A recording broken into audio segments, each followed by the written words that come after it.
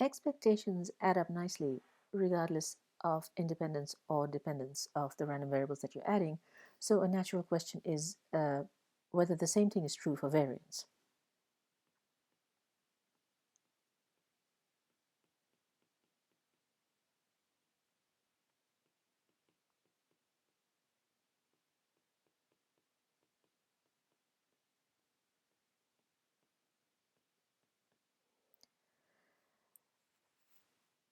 And the answer is no in general, and we can see if we can spot that in the context of a particular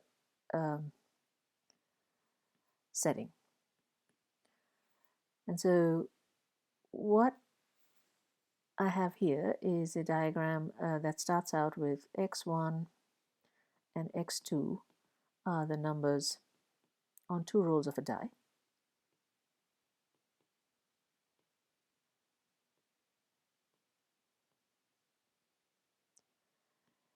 If I don't qualify, then you can assume that dice are fair and coins are fair.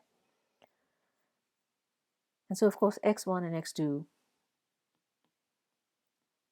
have the same distribution. Both are uniform on 1 through 6.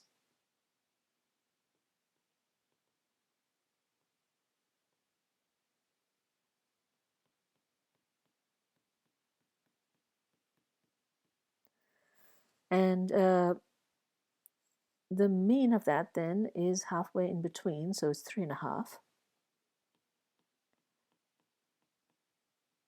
And so the expectation of x1 is 3.5, is the expectation of x2.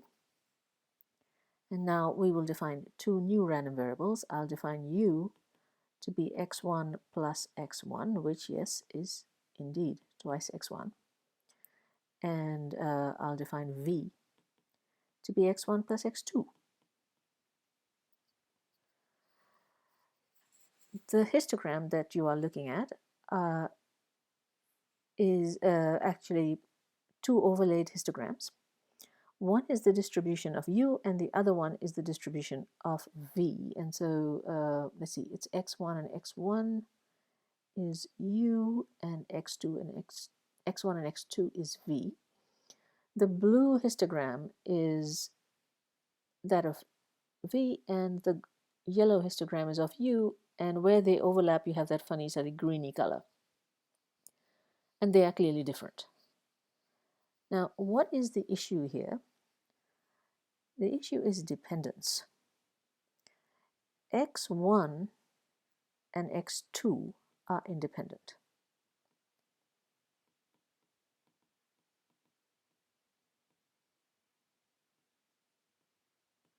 But x1 and x1 are, of course, dependent. They're equal.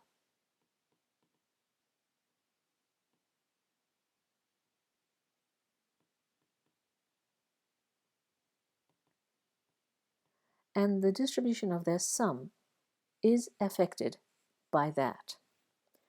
And for our purposes, we are interested in looking at the variance. And if I look at twice x1,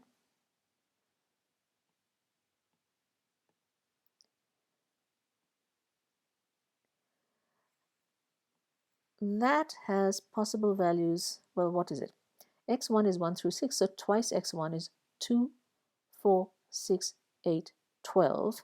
And you can see the 2, 4, 6, 8, sorry, 10, and 12.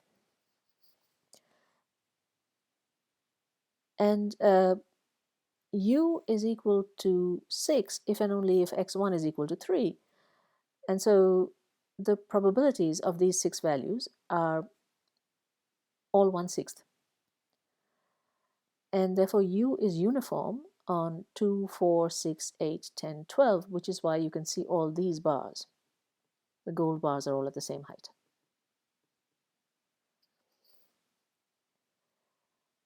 But x1 plus x2, when you're adding two rolls of a die, then the possible values can be anything between 2 and 12. You can have 3, which you cannot for u, because u is even. it is twice a single row. V, on the other hand, is allowed to be anything, any integer between 2 and 12, and you can see it has that tent-shaped distribution. And that has smaller variability than the flat distribution of yellow bars. Why? Well, let's take a look at expectation. What's the expectation of U?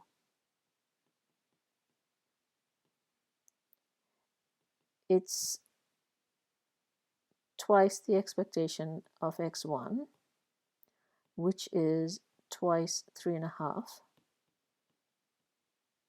which is 7. And what's the expectation of V?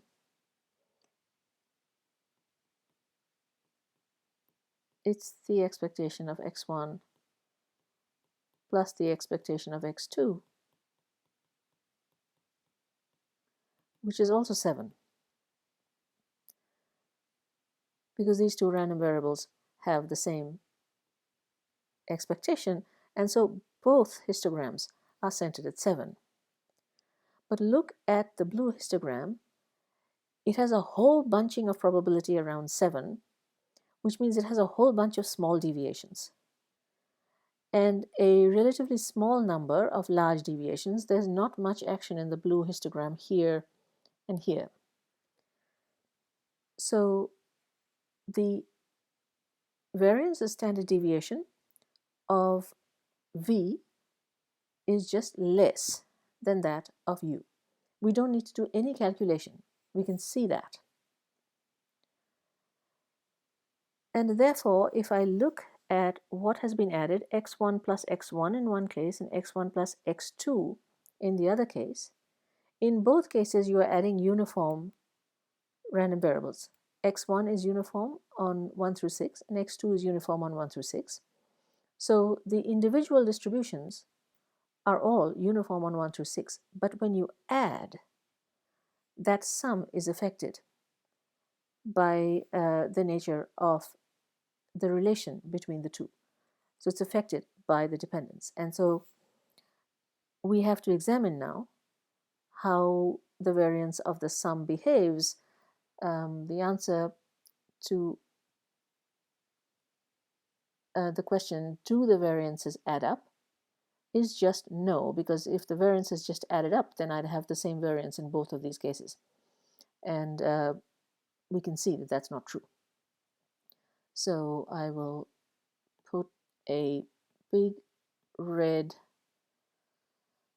box around the no. In general, this is just not true. Well, then what is true? Let's see. So we have to now actually examine the variance of the sum carefully.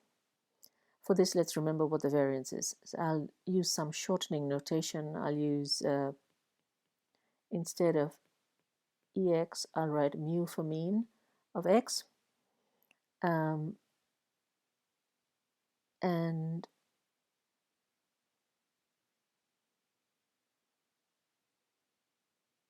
we look at the deviation x minus its mean, and recall that the variance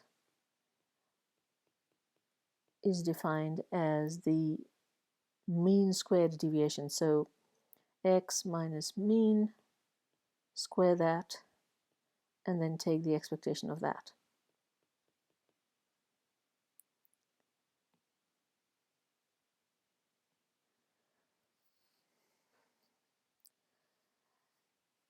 Which is the same as the expectation of the squared deviation. I've just replaced x minus mu by d. And so now we'll bring in a y and we'll bring in a sum. And so we have s is x plus y. And so the mean of s is the sum of the two means.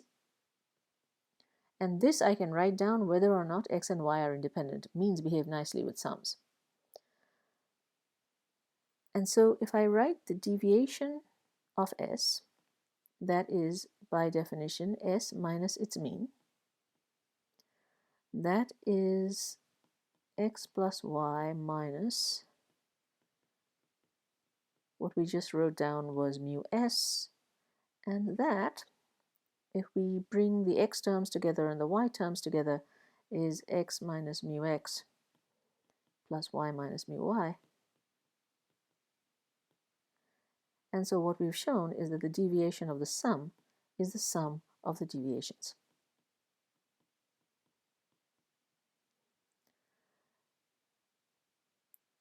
The variance of the sum is the expected squared deviation, which is the expectation of dx plus dy all squared, and now it's a handle that we have cranked before.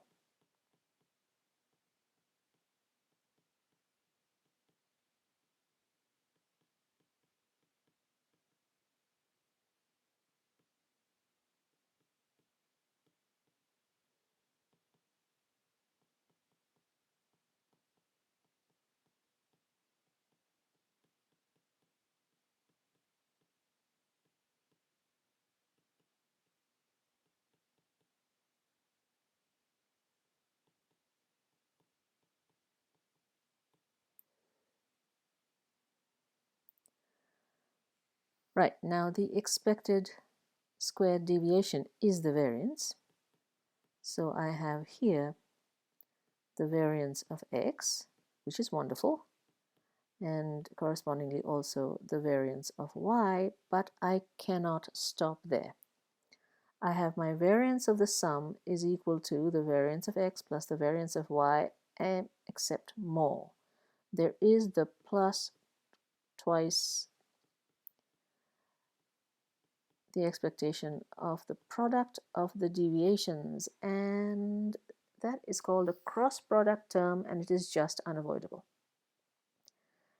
So we do need to understand that thing, and when there's something that needs to be understood, then mathematicians tend to give it a name.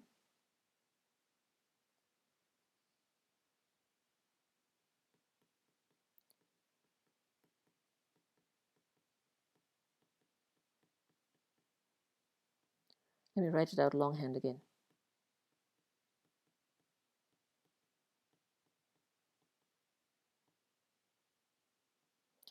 That expected product of deviations from average is called the covariance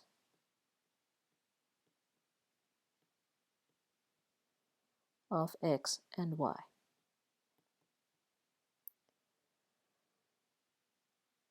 And our result about variances of sums is that the variance of the sum is the sum of the variances.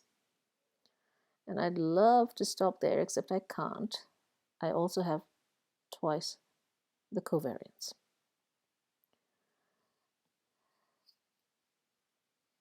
And so it's apparent from here that the variance of my sum, which is the variance of x plus y,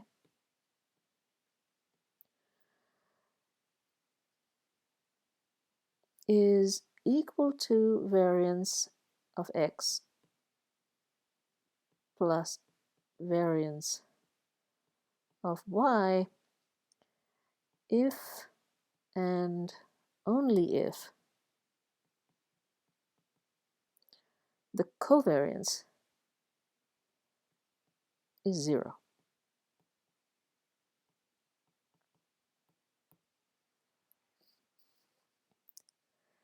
And as you go further, you will see that covariance is a way of measuring the dependence between x and y. It is very closely tied to correlation. And therefore, if x and y are independent, then covariance is 0.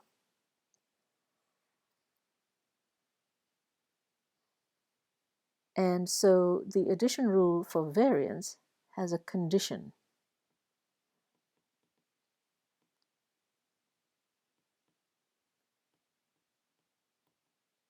Unlike the addition rule for expectation.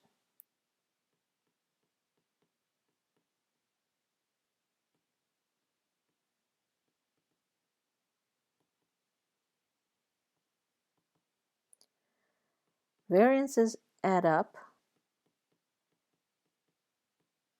if the random variables being added up are independent of each other.